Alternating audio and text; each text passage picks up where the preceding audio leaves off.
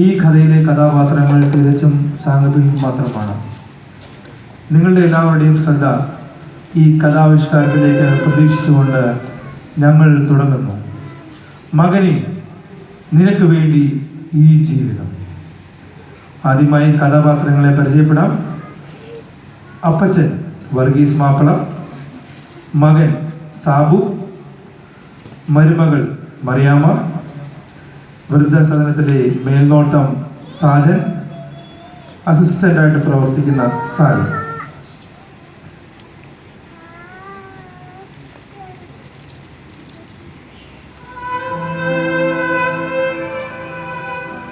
മോളെ, ചായ റെഡി ആയില്ലോടി?